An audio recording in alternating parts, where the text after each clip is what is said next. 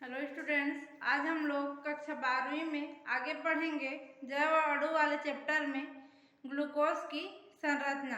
Glucose कैसे कैसे प्राप्त करते हैं और उसका सामान्य इंट्रोडक्शन कल हम लोग देख लिए थे। आज हम लोग को देखना है ग्लूकोज की संरचना या फिर स्ट्रक्चर ऑफ ग्लूकोज।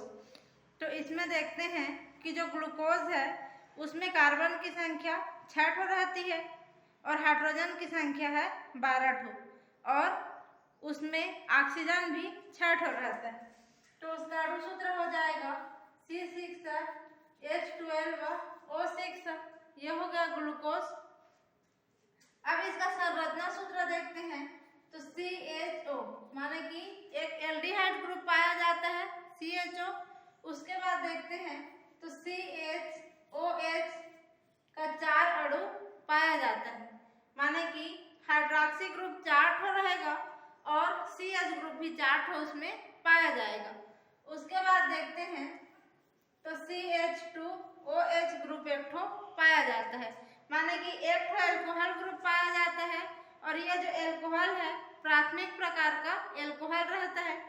1 ठो एल्डिहाइड ग्रुप पाया जाता है और 4 ठो उसमें क्या रहता है, हाइड्रोक्सी ग्रुप और CH ग्रुप पाया जाएगा। तो ये हमारा क्या हो जाएगा, ग्लूकोज का स्ट्रक्चर और उसमें पाए जाने वाले परमाणुओं का व्यवस्था। अब इसमें देखते हैं कि ये जो संरचना पाई जाती है इसके आधार पे क्या होगा, कुछ रासायनिक अभिक्रिया दिया जाता है किसके द्वारा, ग्लूकोज के द्वारा। तो पहली जो रासायनिक अभिक्रिया है उसमें आता है कि सीधी श्रृंखला उपस्थित रहती है। अब देखो यहाँ से ऊपर से नीचे तक जो ग्लूकोज है सीधी श्रृंखला के रूप में पाई जाती है, ऊपर से नीचे। तो सीधी श्रृंखला को बताने के लिए क्या करते हैं, HI हाइड्रोजन आयोडाइड के साथ अब चयन अभिक्रिया कराते हैं तो यहाँ पे क्या हो जाता है, नॉर्मल हेक्सेन का निर्माण होगा। जब HI से रिएक्शन कराएंगे ना ग्लूकोज को तो यहाँ से नॉर्मल हेक्सेन का निर्माण होगा। इससे क्या पता चलता है कि इसमें सीधी कार्बन श्रृंखला पाई जाती है। उसके बाद दूसरा देखते हैं कि इसमें CHO ग्रुप उपस्थित है तो इसमें CO को कार्बोनिल ग्रुप बोलेंगे। तो कार्बोनिल ग्रुप की उपस्थिति को बताने के लिए इसको एक और रिएक्शन कराते हैं, किसके साथ, हाइड्रोक्सिल एमीन के साथ। तो इस ग्लूकोज को जब हम लोग हाइड्रोक्सिल एमीन के साथ रिएक्शन कराते हैं तो ये जो CHO ग्रुप है ये इस रूप में भी हो सकता है CH डबल बॉन्ड O।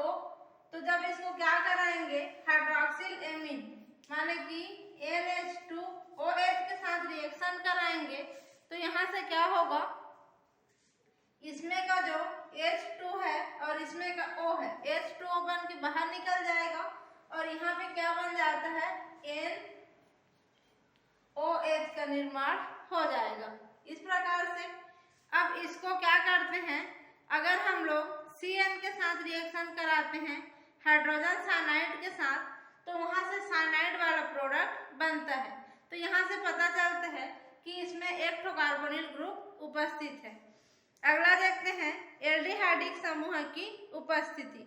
अब जो कार्बोनिल ग्रुप है वो 2 प्रकार से हो सकता है, एल्डिहाइड के रूप में भी और कीटोन के रूप में भी। तो यहाँ पे देखते हैं तो जो एल्डिहाइड ग्रुप है उसको प्रूव करने के लिए एक और रिएक्शन वहाँ पे देते हैं। क्या कराएंगे, जब हम लोग इस किसको, ग्लूकोज को ब्रोमीन जल के साथ रिएक्शन कराते हैं तो यहाँ का जो एल्डिहाइड ग्रुप है ना वो क्या हो जाता है, COOH ग्रुप में परिवर्तित हो जाता है। तो यहाँ से पता चलता है कि इसमें एक एल्डिहाइड ग्रुप उपस्थित है। उसके बाद आगे देखते हैं कि 5 ठो कार्बन परमाणु में देखो यहाँ पे 4 ठो OH है और यहाँ पे 5वां OH जुड़ा हुआ है। तो 4 और 1 5 ठो हाइड्रोक्सी ग्रुप इसमें उपस्थित है। उसको प्रूव करने के लिए इसको क्या करेंगे, हम लोग रिएक्शन कराएंगे किससे, एसिटिक एनहाइड्राइड के साथ। तो एसिटिक एनहाइड्राइड के साथ जब रिएक्शन कराते हैं तो वहां से क्या होगा, पेंटा एसिटिल ग्लूकोज का निर्माण हो जाता है। माने कि यहाँ से जो OH है ना, इसकी जगह में क्या हो जाएगा, OCH3, CHO, COCH3 और CH3। इस प्रकार से पेंटा एसिटिल प्रोडक्ट का निर्माण होता है। और यहाँ से हम लोग देखते हैं कि 5 तो पेंटा एसिटिल प्रोडक्ट बनेगा, यहाँ से 4 और 1 5। तो इससे पता चलता है कि इसमें 5 तो हाइड्रॉक्सी ग्रुप उपस्थित है। उसके बाद आगे देखते हैं तो प्राथमिक एल्कोहल समूह की उपस्थिति। यहाँ पे जो OH रहता है और प्राथमिक प्रकार का है, उसको प्रूव करने के लिए क्या करेंगे, इसका ऑक्सीकरण करते हैं ग्लूकोज का, किसमें, नाइट्रिक अम्ल की उपस्थिति में। तो वहां से हमको क्या मिलता है, COOH ग्रुप, दोनों तरफ COOH ग्रुप का निर्माण होगा और यहाँ पे क्या हो जाता है, CHOH के 4 अणु बन जाते हैं। तो यहाँ पे डाई कार्बोक्सिलिक अम्ल का निर्माण हो जाएगा। तो इससे पता चलता है कि इसमें क्या है, 2 ठो कार्बोक्सिलिक अम्ल बन रहा है, माने कि एल्कोहल ग्रुप इसमें उपस्थित है और एल्डिहाइड ग्रुप उपस्थित है। यहाँ पे एल्कोहल है जो कार्बोक्सिलिक अम्ल बनाएगा और यहाँ पे एल्डिहाइड है जो कार्बोक्सिलिक अम्ल बनाएगा।